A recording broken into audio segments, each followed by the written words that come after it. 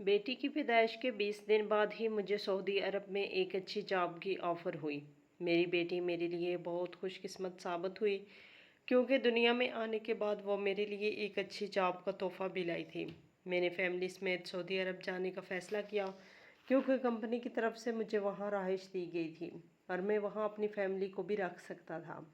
मैं और मेरी बीवी सऊदी अरब जाने से पहले कुछ ज़रूरी मेडिकल टेस्ट करवाने के बाद हम मेडिकल कम्प्लेक्स में दाखिल हुए तो डॉक्टर साहब ने मेरी बीवी का चेकअप करने के बाद कहा, आपकी बीवी के पेट में अभी तक प्रेगनेंसी के कुछ हिस्से बाकी हैं जो कि आपकी बीवी की जान भी ले सकते हैं, लिहाजा ऑपरेशन ज़रूरी है। मेरी बीवी ने जब ये सुना तो इसके पैरों तले ज़मीन निकल गई और वो इस ऑपरेशन के लिए बिल्कुल रजामंद नहीं थी। मगर डॉक्टर साहब ने हमें खौफजदा किया कि अगर ऑपरेशन ना हुआ तो दौरान सफ़र ही आपकी बीवी की मौत हो सकती है। मैंने अपनी बीवी को समझाया और वो ऑपरेशन के लिए रजामंद हो गई। मेरी बीवी को ऑपरेशन थिएटर में लाया गया तो एक नर्स ने खुफिया तौर पर कागज़ का एक टुकड़ा मेरी मुट्ठी में थमा दिया। मैं नर्स के इस अमल पर हैरान हुआ। कोने में जाकर वो कागज़ खोला तो दंग रह गया क्योंकि इसमें लिखा था, मेरे बाप ने घर की तमीर के लिए बैंक से जो कर्जा लिया था वो हमारे लिए सरदर्द बन चुका था। अब तो हालात ऐसे थे कि सिर्फ हम कर्ज का सूद ही उतार पाते थे, जब का कर्ज जूं का तूं हमारे सर पर सवार था।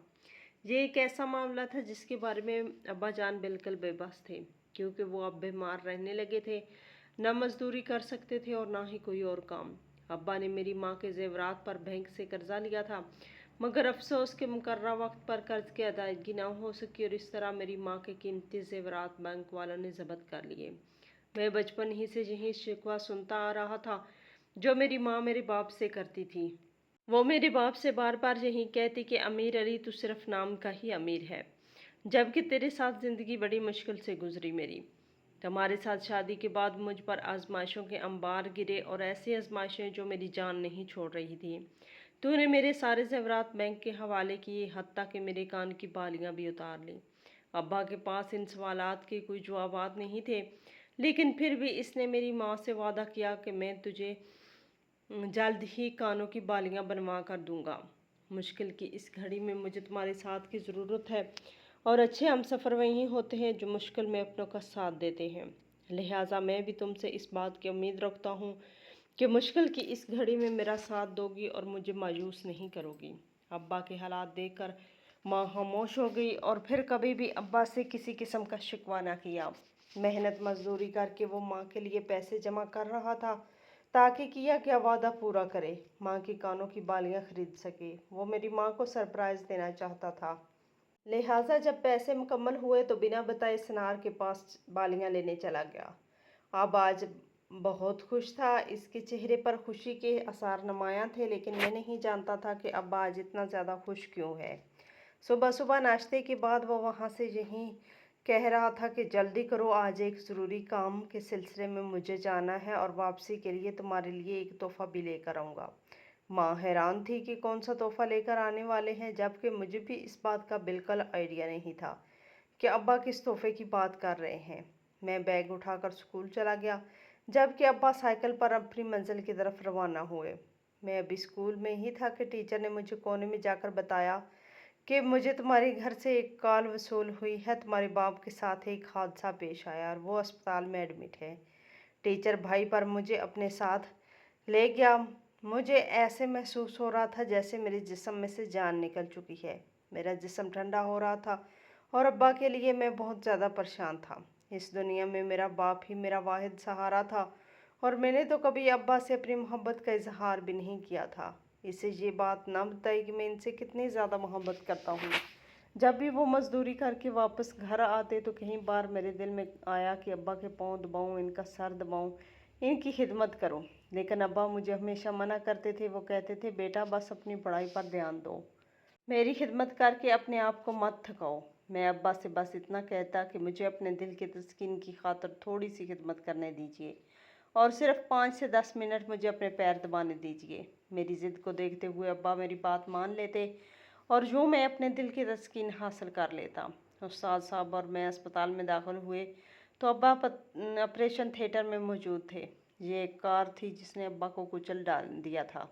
वो भी ड्राइवर की लापरवाही की वजह से। अस्पताल पहुंचे तो डॉक्टर हमारे पास आया और मुझसे कहा कि खून की अशद ज़रूरत है, जल्दी से खून का बंदोबस्त करो। मैं इस वक्त 8वीं जमात में पढ़ता था। मुझे इस बात का शऊर नहीं था कि ऐसे मामलात में क्या करना है। मैं इस डॉक्टर के मुंह को तकने लगा। खुदा का शुक्र है कि इस वक्त उस्ताद मेरे पास था और मुश्किल की इस घड़ी में मेरे टीचर ने मेरा साथ दिया। वो जानता था कि मैं अभी बच्चा हूँ, लिहाजा इसे मुझसे अपने बेटे का अक्स नज़र आया। खुशकिस्मती से टीचर साहब का ब्लड ग्रुप मैच कर गया और फौरी तौर पर खून का बंदोबस्त हो गया। हमसे पहले मेरी माँ अस्पताल पहुँच चुकी थी। वो अब्बा के लिए बहुत ज़्यादा फिक्रमंद थी। कुछ दिन पहले वो अब्बा को बातें सुना रही थी, मगर अब वो अपने किए पर पछता रही थी। बार बार अब्बा के सराहने जाकर वो अब्बा से माफ़ी मांगती, जबकि अब्बा बेहोशी की हालत में थे। वह यही कहती कि अमीर अली मुझे माफ़ कर देना, मुझे ऐसा नहीं करना चाहिए था। डॉक्टर बार बार माँ को ऑपरेशन थिएटर से बाहर ला रहा था, जबकि वो बार बार ऑपरेशन थिएटर के अंदर जा रही थी। अब्बा के लिए इसके दिल में जो मोहब्बत थी वो साफ नज़र आ रही थी। मैं कभी अब्बा के पास जाता तो कभी माँ को तसल्ली देता, क्योंकि यहाँ माँ को संभालने वाला भी कोई नहीं था। इसकी भी तबीयत ख़राब होने लगी थी। वो शुरू से ही ब्लड प्रेशर की मरीज़ा थी और अब परेशानी में इसकी घड़ी में मुझे माँ की फ़िक्र होने लगी थी। हद तक कामयाबी के साथ ऑपरेशन हुआ और डॉक्टर ने बताया कि इसकी तबीयत अब काफ़ी हद तक ठीक है, लेकिन वो अभी भी बेहोशी की हालत में है। चंद घंटे मज़ीद आप लोगों को इंतज़ार करना पड़ेगा। ये खबर सुनते ही माँ की सांसें बहाल हुईं और इसने अल्लाह का शुक्र अदा किया। जबकि मैं अपने उस्ताद के पास आया, उस्ताद साहब का शुक्रिया अदा किया। अभी हम अस्पताल में ही मौजूद थे। जिस आदमी ने अब्बा को अपनी गाड़ी से टक्कर मारी थी वो अस्पताल में दाखिल हुआ। किसी ने इसकी गाड़ी का नंबर नोट कर लिया था और इसे इस बात का खदशा था कि कहीं मेरी सियासत को ख़तरा लाहक ना हो जाए, क्योंकि वो एक सियासतदान था। इसने मेरी माँ को काफ़ी पैसों की पेशकश की, लेकिन अम्मी ने वो पैसे लेने से इनकार कर दिया। इलेक्शन करीब थे और इसे इस बात का खदशा था कि इस हादसे की वीडियो अगर वायरल हो गई तो इस बार मैं इलेक्शन ज़रूर हार जाऊंगा। मगर माँ ने इनसे यही कहा कि पास आइंदा आप किसी गरीब शख्स को अपनी गाड़ी से मत रोंदिएगा, हमारे लिए यही काफ़ी है। और अगर आप वादा करेंगे इलेक्शन जीतने के बाद आप गरीब लोगों की मदद करेंगे, इनके मसाइल हल करेंगे, तो हमारे लिए यही बात काफ़ी है। अब्बा को हम अस्पताल से अपने घर लाए, जबकि और साथ साथ भी अपने घर रवाना हो गए और मुझे कहा कि मुझे अपने वालिद की तबीयत के बारे में बताते रहना। माँ भी खुश थी और मैं भी खुश था, क्योंकि अब्बा को एक नई ज़िंदगी मिली थी। मगर हम नहीं जानते थे कि आने वाले वक्त हमारे लिए कितना अजियतनाक साबित होगा, क्योंकि इंसान जो समझ रहा होता है अक्सर वैसा नहीं होता। हम अपने मुस्तकबिल से बिल्कुल नावाकिफ़ होते हैं। ये एक ख़तरनाक हादसा था जो किसी भी शख्स की जान ले सकता था, लेकिन जो कि अभी मेरे बाप की सांसें बाकी थी, इसकी ज़िंदगी बाकी थी, लिहाजा वो ऑपरेशन के बाद मुकम्मल सेहतयाब हो चुके थे। वो बिल्कुल अपने पैरों पर खड़े हो गए थे। मगर अफसोस, ऑपरेशन होने के 10 दिन बाद वो रात को खाना खाने के बाद सो गए और फिर कभी भी नींद से बेदार न हुए। एक ऐसी नींद जिसके बाद कोई शख्स भी दोबारा बेदार नहीं होता। सुबह माँ ने अब्बा को जगाया तो वो इस दुनिया से रुखसत हो चुके थे। डॉक्टरों के मुताबिक रात को अब्बा को हार्ट अटैक हुआ था और ये इतनी शदीद किस्म का हार्ट अटैक था कि अब्बा को किसी को बुलाने का मौका तक न मिला। अब्बा की जुदाई हमारे लिए एक बहुत बड़ा हादसा थी, ख़ास तौर पर मेरे लिए, क्योंकि इन हालात में मैं पढ़ाई जारी नहीं रख सकता था और घर की जिम्मेदारी अब मेरी माँ पर थी। लेकिन मैं सारी जिम्मेदारी अपनी माँ पर नहीं रख सकता था। मुझे अपनी माँ के साथ देना था, इसको संभालना था, क्योंकि अब बाकी मौत के बाद काफ़ी थक चुकी थी और इसमें मज़ीद हिम्मत नहीं थी कि वो कोई काम करती। मेरे एग्ज़ाम करीब थे, जबकि मैं अब स्कूल नहीं आ रहा था। साथ साथ खुद हमारे घर तशरीफ़ लाए, अब्बा के ताज़ियत की और फिर इसके बाद मेरी माँ से कहा, मेरी कोई बहन नहीं है, अगर आप मुझे अपना भाई बनने का मौका दें तो मुझे बहुत खुशी होगी। मुश्किल की इस घड़ी में उस्ताद साहब ने हमारा बहुत साथ दिया और ज़बरदस्ती अम्मी की कुछ माली इमदाद की और ये भी कहा कि नवीद को इस बात के लिए कायल करें कि वो स्कूल आया करे, क्योंकि इसके इम्तहानात बहुत करीब हैं। उस्ताद साहब ने मुझे भी कहा, लिहाजा अब्बा की वफ़ात के कुछ दिन बाद मैं दोबारा स्कूल जाने लगा। अब्बा की भी यही ख्वाहिश थी कि मैं अपनी पढ़ाई मुकम्मल करूं और किसी सूरत अपनी पढ़ाई को न मुकम्मल ना छोड़ूं। वक्त इतना तेज़ी से गुजरा कि पता ही न चला और पढ़ाई मुकम्मल करने के बाद मुझे एक बैंक में जॉब मिली। माँ भी घर में सिलाई कढ़ाई करके अपना वक्त पास कर रही थी और मेरी तबीयत बेहतर रहती है। अब मेरी माँ को मेरी शादी की फ़िक्र लाहक थी। اس کی بہت بڑی خواہش تھی کہ اس کے اکلوتے بیٹے کی جلد از جلد شادی ہو جائے۔ ماں نے اس سلسلے میں مجھ سے بات کی تھی اور مجھ سے پوچھا تھا کہ اگر تمہیں کوئی لڑکی پسند ہے تو مجھے بتاؤ۔ میں نے ماں سے کہا، ماں مجھے اس وقت کوئی لڑکی پسند نہیں، اگر آپ میرے لیے لڑکی ڈھونڈ لیں تو مجھے اس بات پر کوئی اعتراض نہیں ہے۔ ماں نے ایک رشتے کرانے والی ماسی سے بات کی جس نے رشتے کی تلاش شروع کر دی۔ ایک ماہ کے تلاش کے بعد روبینہ نام کی ایک لڑکی سے میرا رشتہ طے ہوا۔ وہ ایک سرکاری اسکول میں ٹیچر تھی اور وہ ایک سادہ اور شریف خاندان سے تعلق رکھتی تھی۔ مجھے اس رشتے پر کوئی اعتراض نہیں تھا، لہٰذا میں نے ہاں کر دی۔ لڑکی کو بھی میری تصویر دکھائی دے گی اور اس نے بھی اس رشتے کے لیے اس شرط پر ہاں کی کہ شادی سے پہلے میں ایک بار اپنے ہونے والے شوہر سے ملنا چاہوں گی۔ میں پارک میں بیٹھا روبینہ کا انتظار کر رہا تھا جبکہ پہلی بار وہ میرے سامنے آئی۔ اس کی آنکھیں جھکی تھیں، نہایت شریف لڑکی تھی۔ میں نیت سے بیٹھنے کو کہا اور پھر وہ مجھ سے کہنے لگی کہ میں آپ سے ایک ضروری بات کرنی ہے۔ میں ایک سرکاری اسکول میں ٹیچر ہوں اور میری خواہش ہے کہ میں اپنی یہ نوکری جاری رکھوں۔ میں نے صرف آپ سے یہی پوچھنا تھا کہ کل کو شادی کے بعد آپ مجھے جاب کرنے دیں گے یا پھر منع کر دیں گے کہ اپنا گھر سنبھالو۔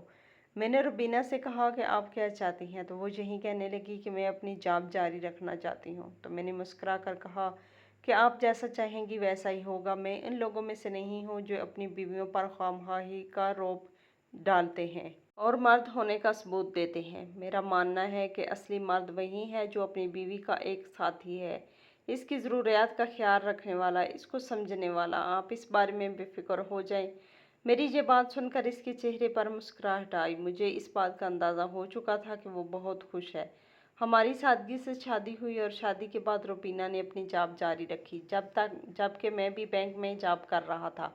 شادی کے 1 سال بعد اللہ تعالیٰ نے ہمیں چاند سا بیٹا دیا اور ہمیں اس بات کی بڑی خوشی تھی، لیکن افسوس کہ وہ ہماری قسمت میں نہیں تھا۔ بچے کو سانس کا مسئلہ تھا اور وہ 2-3 دن میں ہی وفات پا گیا۔ یہ لمحہ میرے لیے، خصوصاً میری ماں اور روبینہ کے لیے بہت مشکل تھا کیونکہ یہ خوشی ہمارے لیے کافی عارضی ثابت ہوئی، مگر صبر کرنے کے علاوہ کوئی چارہ بھی نہیں تھا، لہٰذا ہم نے صبر کر لیا اور اللہ کی رضا میں راضی ہو گئے۔ چنانچہ چند سال بعد اللہ تعالیٰ نے ہمیں ایک بیٹی عطا کی۔ میری یہ بیٹی ہو بہو روبینہ کی کاپی تھی۔ بیٹی کی پیدائش پر روبینہ پریشان تھی تو میں نے اس سے پریشانی کی وجہ پوچھی تو وہ یہی کہنے لگی کہ مجھے اس بات کا خوف ہے کہ کہیں بیٹی کی پیدائش پر ماں اور آپ پریشان نہ ہو جائیں۔ تو میں نے اپنی بیوی کو ڈانٹا اور کہا کہ تم پاگل ہو کیا؟ میرا اللہ گواہ ہے کہ میں بیٹی کی پیدائش پر نہایت خوش ہوں۔ یہ اللہ کی رحمت ہے جو اس نے مجھے عطا کی، اور بھلا کون شخص اللہ کی رحمت سے مایوس ہوگا اور وہ اس کی رحمت کو ٹھکرائے گا؟ میں ان جاہل مردوں میں سے نہیں ہوں جو بیٹی کی پیدائش پر پریشان ہو جاتے ہیں۔ یہ سن کر روبینہ بہت خوش ہوئی اور ماں بھی بہت خوش ہوئی۔ ہم نے اپنی بیٹی کا نام راحیلہ رکھا۔ راحیلہ ہمارے لیے بہت خوش قسمت ثابت ہوئی کیونکہ اس کی پیدائش کے کچھ دنوں بعد ہی سعودی عرب میں مجھے ایک کمپنی کی طرف سے جاب کی آفر ہوئی۔ میں نے کئی کمپنیوں میں اپلائی کر رکھا تھا، حالانکہ میں بینک میں جاب کر رہا تھا، لیکن میں آگے بڑھنا چاہتا تھا۔ شروع سے ہی مجھے آگے بڑھنے کا شوق تھا اور میں محض ایک جاب پر مطمئن ہو کر نہیں بیٹھ سکتا تھا۔ کمپنی کی طرف سے ہمیں رہائش دی گئی تھی اور یہ ایک رہائشی اپارٹمنٹ اتنا بڑا تھا کہ میں آرام سے اپنی فیملی کو اپنے ساتھ لے جا سکتا تھا۔ بیٹی کو پیدا ہوئے ابھی 20 دن ہی ہوئے تھے، لہٰذا میں اکیلا نہیں جانا چاہتا تھا۔ میں روبینہ اور اپنی ماں کو اپنے ساتھ لے کر جانا چاہتا تھا۔ شروع میں ماں نے اس بات پر اصرار کیا کہ میں اپنا گھر، اپنا محلہ چھوڑ کر نہیں جا سکتی، لیکن پھر میں نے اپنی ماں کو منا لیا کہ ماں یہ بہت بڑی جاب ہے جس کو میں ضائع نہیں کرنا چاہتا۔ اس کے علاوہ میری یہ بھی بڑی خواہش تھی کہ آپ کو عمرے کی سعادت حاصل کرواؤں، لہٰذا آپ میرے ساتھ چلیں۔ ماں مان گئی تو مجھے بہت خوشی ہوئی۔ مجھے اس بات کی خوشی تھی کہ میری جنت ہمیشہ میرے ساتھ ہے۔ میں کسی صورت اپنی ماں سے الگ نہیں ہو سکتا تھا اور نہ ہی زندگی میں کبھی ایسا ہوا کہ میں ایک رات بھی اپنے گھر سے باہر گزار سکا۔ میں اپنے گھر میں اپنی ماں کا عادی تھا، میں ان سے جدا نہیں ہو سکتا تھا۔ سعودی عرب جانے سے پہلے کچھ ضروری میڈیکل ٹیسٹ تھے جو مجھے اور میری بیوی کو کروانے تھے۔ میں ایک مشہور میڈیکل کمپلیکس میں داخل ہوا اور میرے سارے ٹیسٹ کلیئر ہوئے۔ جبکہ روبینہ کی باری آئی تو ہمیں کافی تشویش ہوئی۔ ہمیں ڈاکٹر نے رپورٹ دکھائی۔ 20 سال کی بچی میری بیوی کی گود میں تھی اور ڈاکٹر اس بات سے بخوبی واقف تھا۔ لہٰذا اس نے کہا کہ رپورٹس کے مطابق آپ کی بیوی کے پیٹ میں ابھی بھی پریگننسی کے کچھ حصے باقی ہیں جو کہ بڑی تیزی کے ساتھ زہر میں تبدیل ہو رہے ہیں۔ آپ کی بیوی کا دوبارہ آپریشن کرنا پڑے گا اور وہ بھی بنا وقت ضائع کیے۔ جو سن کر میں حیران ہوا اور مجھ سے زیادہ روبینہ حیران تھی۔ وہ کسی صورت اس آپریشن کے لیے رضامند نہیں تھی اور بار بار مجھ سے یہی کہہ رہی تھی کہ یہ ڈاکٹر جھوٹ بول رہا ہے۔ مجھے اس کی کسی بات پر یقین نہیں۔ میں شدید پریشان ہو چکا تھا۔ انہوں نے پیٹ کی صفائی کے آپریشن کے جتنے پیسے بتائے اتنے پیسے میری جیب میں نہیں تھے۔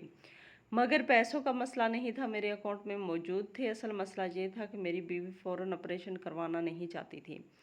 وہ سیکنڈ اوپینین لینا چاہتی تھی، جبکہ میں سائنس پر اندھا یقین رکھنے والا بندہ تھا۔ اس لیے کسی بھی میڈیکل ڈاکٹر کی بات میرے لیے حرف آخر تھی۔ مجھے اپنی بیوی آنکھوں کے سامنے مرتی دکھائی دے رہی تھی۔ میں راضی تھا کہ فوری آپریشن کر دیا جائے، پیٹ کی صفائی کر کے انفیکشن والے حصے نکال دیے جائیں گے اور میری بیوی کی زندگی بچ جائے گی۔ انہوں نے مجھے اس حد تک کنونس کر دیا کہ میں گھر جا کر پیسے لانے کے لیے راضی ہو گیا۔